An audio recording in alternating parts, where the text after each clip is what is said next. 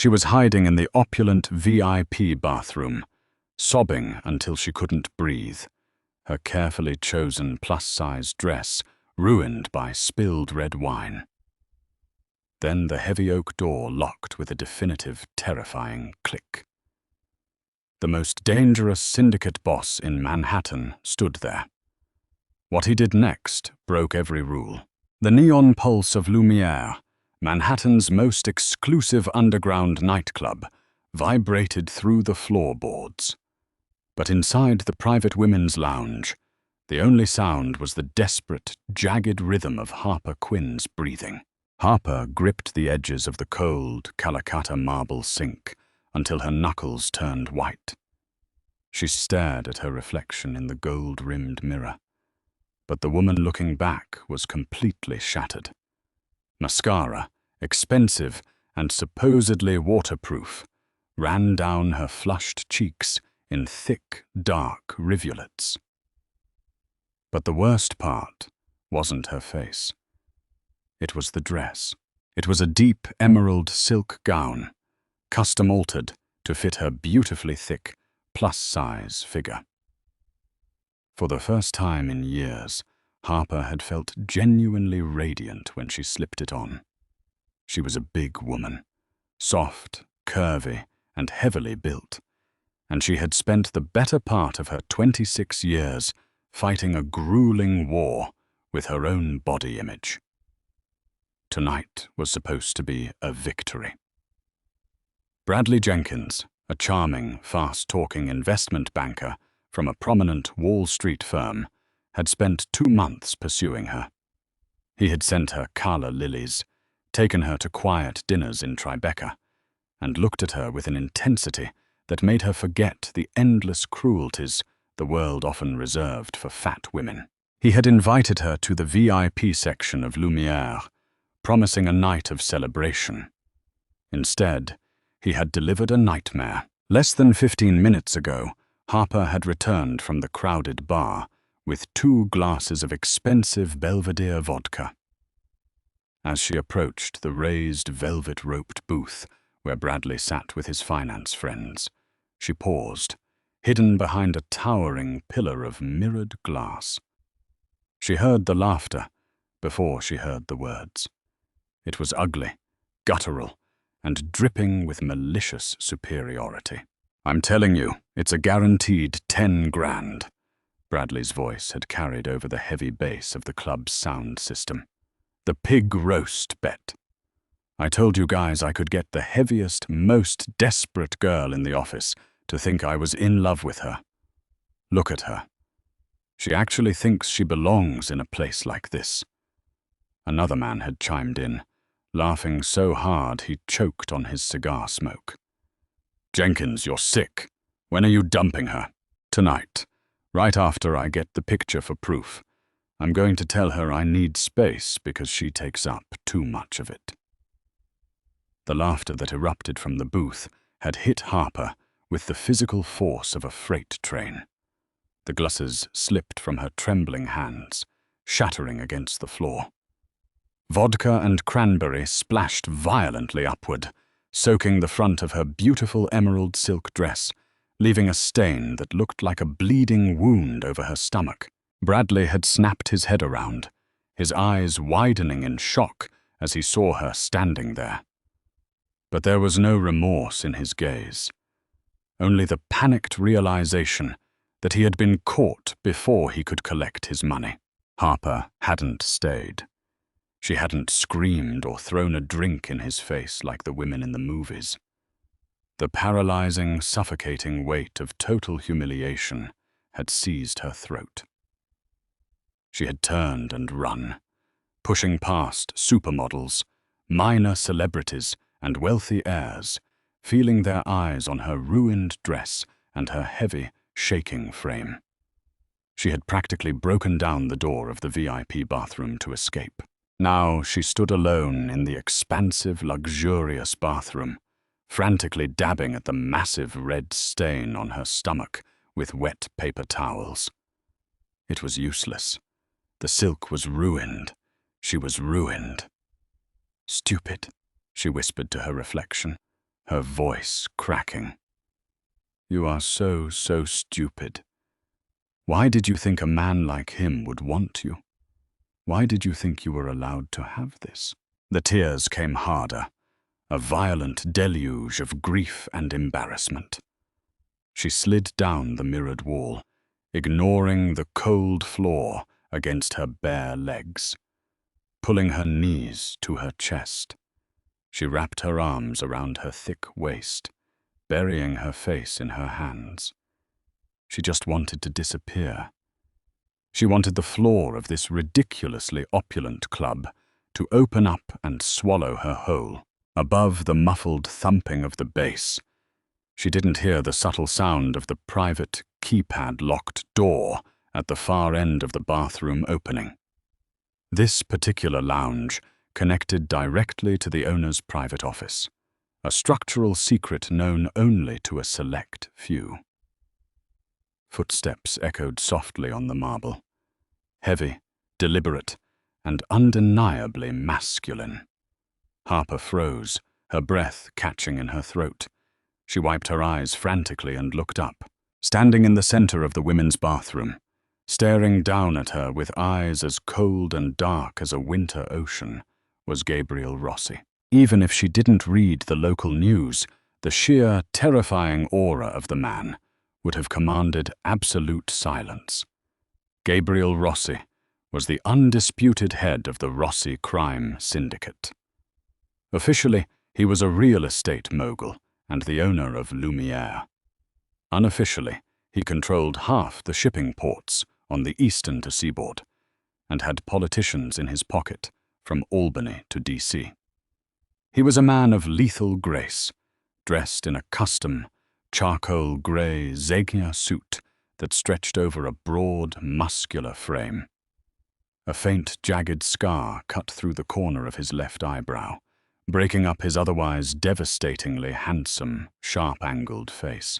I wasn't supposed to be here. He wasn't supposed to be anywhere near the public areas tonight. Harper scrambled to her feet, her heart hammering wildly against her ribs.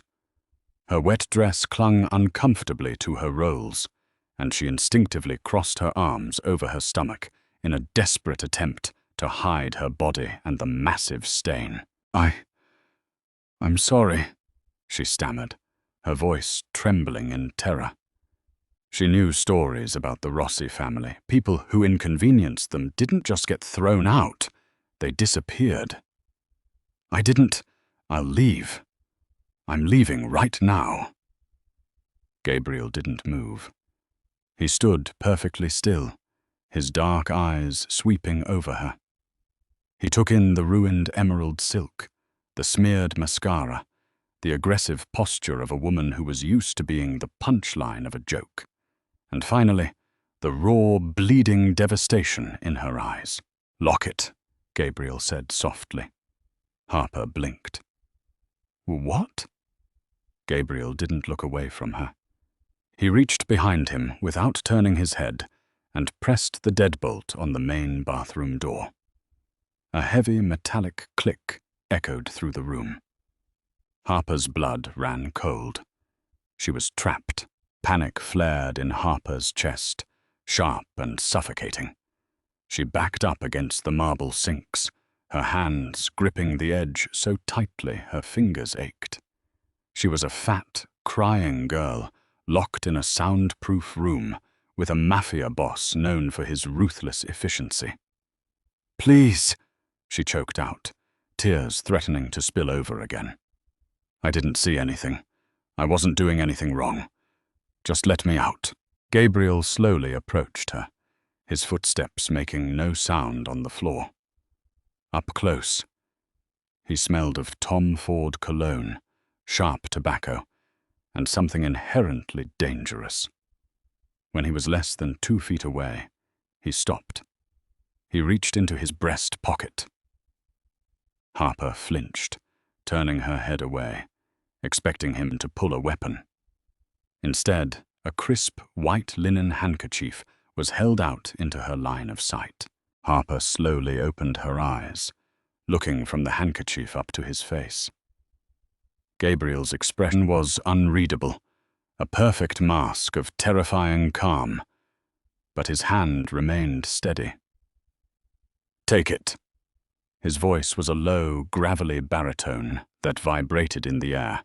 "Your mascara is ruining my imported marble." Trembling, Harper reached out and took the square of fabric.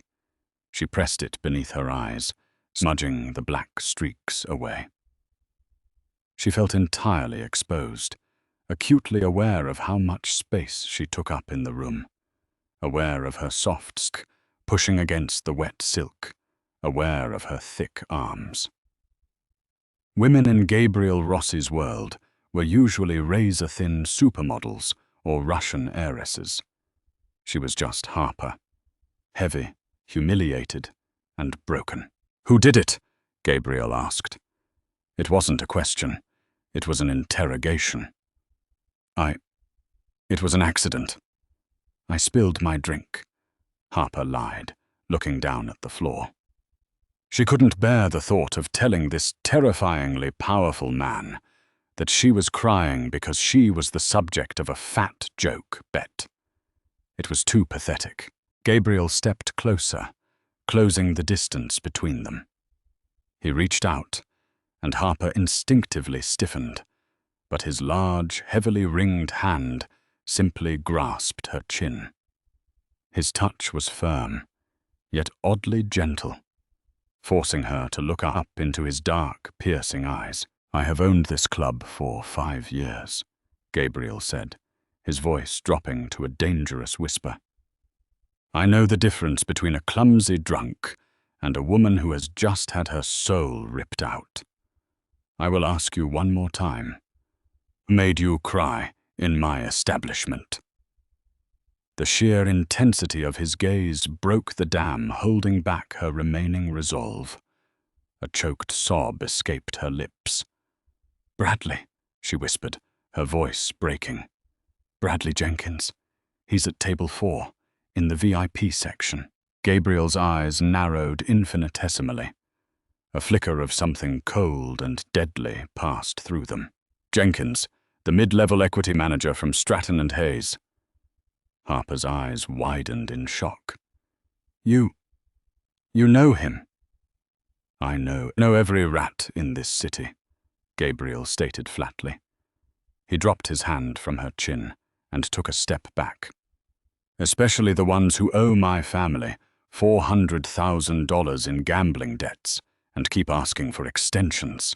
Harper gasped, her hands flying to her mouth. Bradley wasn't just a cruel finance bro. He was deeply in debt to the Mafia. The realization that Bradley had been using the pig roast bet of $10,000 to likely pay off a sliver of his debt to the very man standing in front of her made her stomach churn violently. She had just been a pawn, a pathetic, easy target to help him scrape together some cash. Gabriel watched the realization wash over her face. He noted the way she kept trying to pull the ruined, soaked silk away from her stomach, the way she made herself smaller, slouching her shoulders to hide her curves. Without breaking eye contact, Gabriel unbuttoned his custom Zegna suit jacket. He slipped it off his broad shoulders, revealing a crisp black dress shirt and a leather shoulder holster, carrying a matte black Glock 19.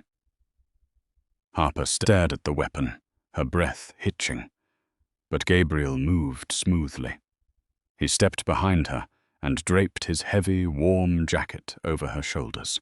The jacket was massive on her, hiding the red stain entirely and covering her down to her thighs.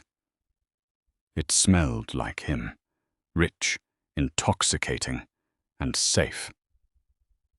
"Mr. Rossi, you don't have to do this," Harper stammered, pulling the lapels of the jacket closer to her chest. "I can just call a cab and go out the back." "You are not going out the back," Gabriel said, walking to the heavy oak door. He unlocked it and pulled it open. Standing in the hallway were 2 massive men in dark suits. "Tony, Rocco, boss," the two men answered in unison. "Clear a path to VIP Booth 4, Gabriel ordered, "and tell the floor manager to lock down the front exits. No one leaves until I say so." Harper felt a wave of dizziness hit her. "What are you doing?" Gabriel turned back to her, extending a single, tattooed hand toward her. The harsh club lighting from the hallway caught the edge of his scar. "He made a joke out of you in front of his friends, a public execution of your pride." Gabriel's voice was devoid of emotion, yet it carried a terrifying promise. "I find that unacceptable." "Why?" Harper asked, a tear escaping and rolling down her cheek. "Why do you care? Look at me. He was right. I don't belong here." Gabriel's gaze softened for a fraction of a second, sweeping over her plush curves, the roundness of her hips, and the soft fullness of her face. Society is filled with weak men who need to tear down women of substance because they are terrified of anything they cannot easily break, he said, his voice lowering to a rumble. "You belong exactly where you choose to stand." He stepped closer, his hand still extended. "Take my hand, Harper." She hadn't told him her name. The fact that he knew it sent a shiver down her spine. With a trembling hand, she reached out and placed her fingers in his palm. His grip was warm and possessive. Gabriel Rossi, the most feared man in Manhattan, led a crying, plus-size woman, wrapped in his suit jacket, out of the bathroom and straight onto the crowded floor of Lumiere. The effect was instantaneous. As Gabriel moved, the sea of beautiful bodies parted like the Red Sea. The music seemed to fade into the background as whispers erupted through the crowd. They saw Gabriel's gun holster. They saw his men flanking him. And most importantly, they saw her. Bradley Jenkins was mid-laugh, holding up his phone to show his friends a text message when the shadow fell over his table. Harper stood beside Gabriel, her heart pounding a frantic rhythm in her ears. She watched as Bradley looked up, the smile freezing on his face. When his eyes registered who was standing there holding Harper's hand, the color completely drained from his face, leaving him a sickening shade of gray. His friends fell deathly silent, cigars burning down to their fingers. "Jenkins," Gabriel said, the word sounding like a death sentence. "Mr. Rossi," Bradley squeaked, his voice cracking. He tried to stand up, but his knees gave out, and he fell back onto the velvet sofa. I didn't know you were in the club tonight." Gabriel let go of Harper's hand and slowly stepped up into the booth. He leaned down, placing both hands on the table, looming over the terrified investment banker. "You owe me a great deal of money, Bradley," Gabriel said softly, ensuring only the people in the immediate vicinity could hear. "But tonight, you owe me something else." "Anything, Mr. Rossi. Anything," Bradley begged, sweat beading on his forehead. He didn't even look at Harper. He was entirely focused on the predator in front of him. Gabriel reached out and casually picked up Bradley's half-empty glass of whiskey. "You owe an apology to the woman on my arm. A sincere one. Because right now, the only thing keeping me from dragging you out to the alley and collecting your debt in bone fragments is the fact that she might find it distasteful." Bradley's eyes darted to Harper. The realization hit him like a physical blow.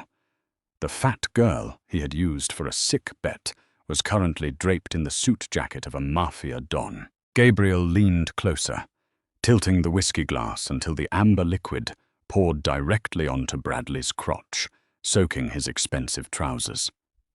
Bradley let out a pathetic gasp, but didn't dare move.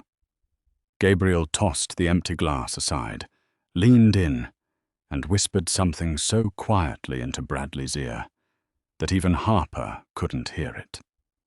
But whatever he said made Bradley begin to visibly hyperventilate, tears springing to the man's eyes. Gabriel straightened up, adjusted his cuffs, and turned back to Harper. He offered her his arm, ignoring the trembling, sobbing mess of a man left behind them. "You're coming with me," Gabriel said to her, his tone leaving no room for argument. And for the first time in her life, looking into the eyes of a monster, Harper didn't want to run away. The private elevator ride to the top floor of the Lumina Tower was shrouded in a heavy, highly charged silence. Harper stood rigidly in the corner, the massive charcoal suit jacket completely swallowing her thick frame. She watched the glowing numbers climb higher, her heart hammering frantically against her ribs. Gabriel Rossi stood beside her, radiating an undeniable heat and quiet, absolute authority. He did not look at her directly, yet his commanding presence was overwhelmingly possessive.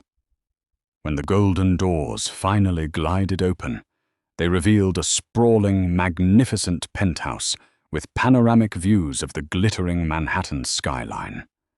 It was a fortress of glass, steel, and breathtaking wealth, utterly intimidating in its sheer scale and luxury. "Come inside," Gabriel commanded softly, stepping onto the polished mahogany floors. Harper hesitated, her bare toes curling against the plush Persian rug. She felt entirely out of place. Her ruined emerald dress clung stubbornly to her soft stomach, and she instinctively wrapped her arms around her wide waist, trying desperately to hide her heavy curves from his intimidating gaze. Gabriel noticed the defensive gesture immediately. He turned, his dark eyes locking onto hers with a sudden intensity that made her breath hitch painfully in her throat.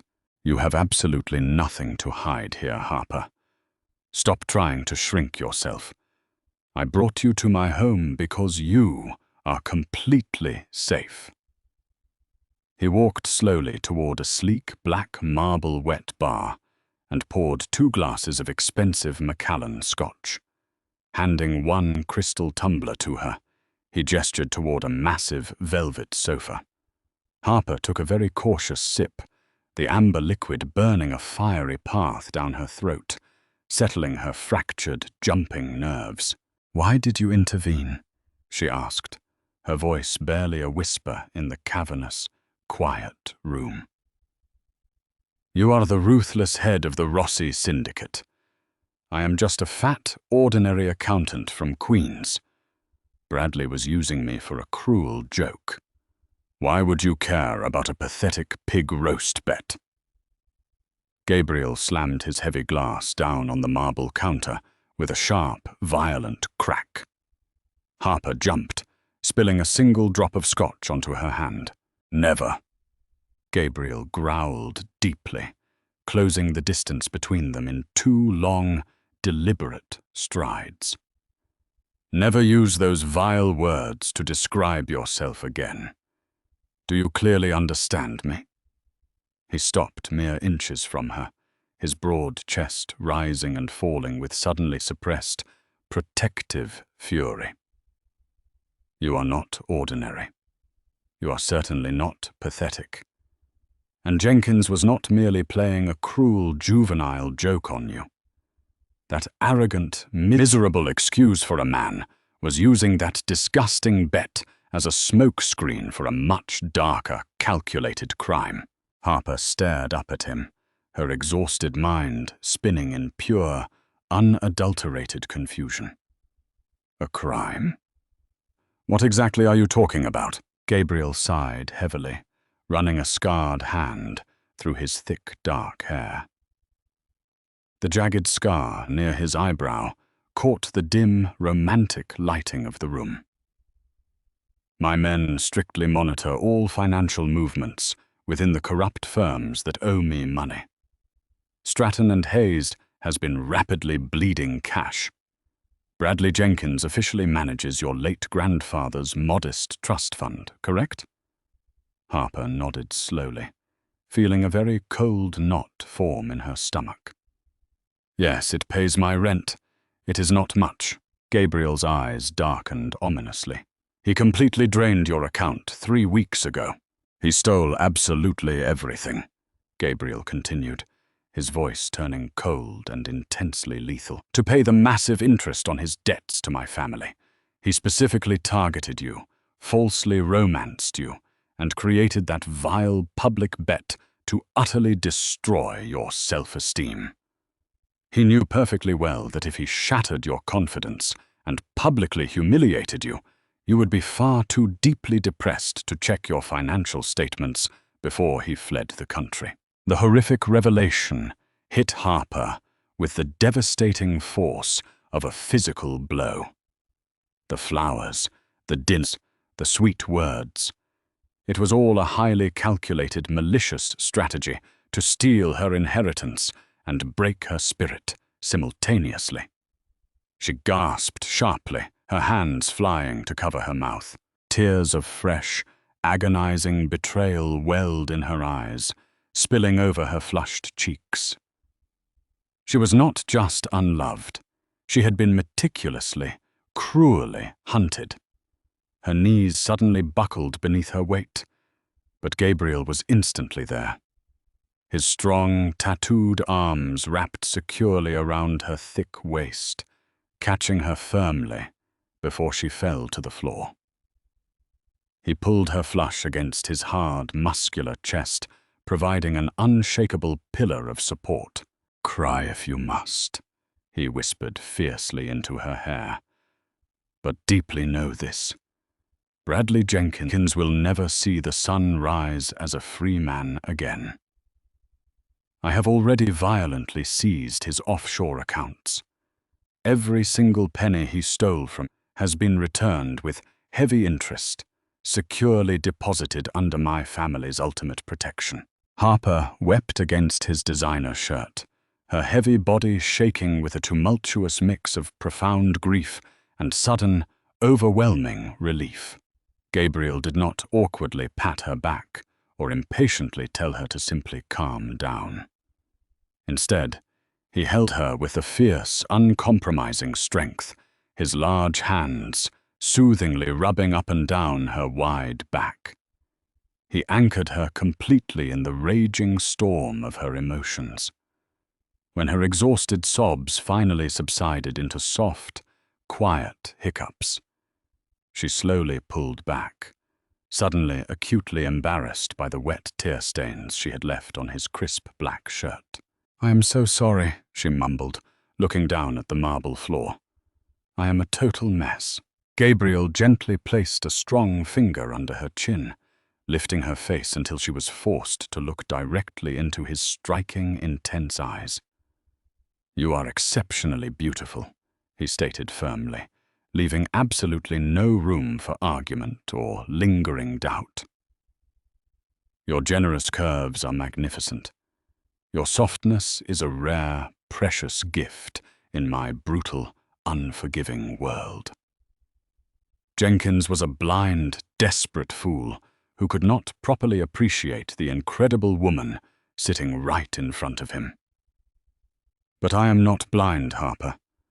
I have been carefully watching you for a very long time." Harper's eyes widened in sheer, breathless shock. "Watching me? But how? Why?" Gabriel's lips curved into a very faint, almost imperceptible smile. "You unknowingly audit the dummy shell corporations for my legitimate shipping businesses. You are the only accountant sharp enough to constantly catch the deliberate financial discrepancies my men leave behind. You are brilliantly smart, fiercely loyal, and stunningly gorgeous. When I found out Jenkins was heavily pursuing you, I ordered my best men to look deeply into his hidden motives. I fully planned to quietly eliminate him tomorrow. But when I saw you crying helplessly in my club's bathroom tonight. My professional patience entirely evaporated. He stepped closer, eliminating all remaining space between them. He reached out and very carefully slid his large suit jacket off her shoulders, letting it fall silently onto the velvet sofa. Harper instinctively tensed, feeling horribly exposed in the stained, ruined emerald silk dress that clung tightly to her heavy belly and thick thighs. But Gabriel did not look at her with disgust or cruel mockery. His intense gaze swept slowly over her entire plus-size figure with a burning, undeniable hunger that made her pulse race wildly. He worshipped every single inch of her generous form with his eyes.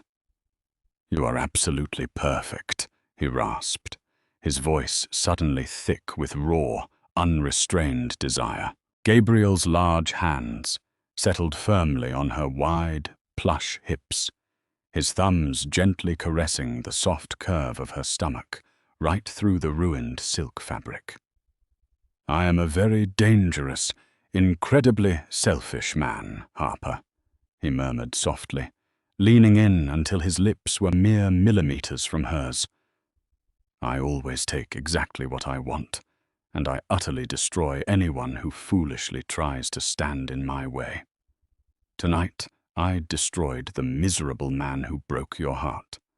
Tomorrow, I will completely destroy the corrupt finance firm that blindly allowed him to steal your money. But right now, in this quiet moment, I only want one single thing." "What do you want?" Harper whispered breathlessly, her trembling hands tentatively coming up to rest flat against his solid, warm chest. She could feel his powerful heart beating steadily beneath her palms, a rhythm that matched her own. Gabriel's dark eyes flared with a consuming, possessive passion. "I want you to finally realize your true worth," he answered softly, his breath ghosting over her trembling lips. "I passionately want you to rule by my side. I desperately need a strong queen who is smart enough to handle my vast empire and soft enough to heal my fractured soul. You are the only beautiful woman who perfectly fits that description." Before Harper could even process his shocking, life-altering confession, Gabriel captured her lips in a deep, devastatingly passionate kiss. It was not a gentle, tentative kiss. It was completely possessive, intensely demanding, and utterly consuming. He kissed her exactly like a starving man who had finally found essential sustenance. Harper melted entirely against his hard frame, all of her deep-seated, lifelong insecurities instantly burning away in the fiery heat of his absolute, unwavering devotion.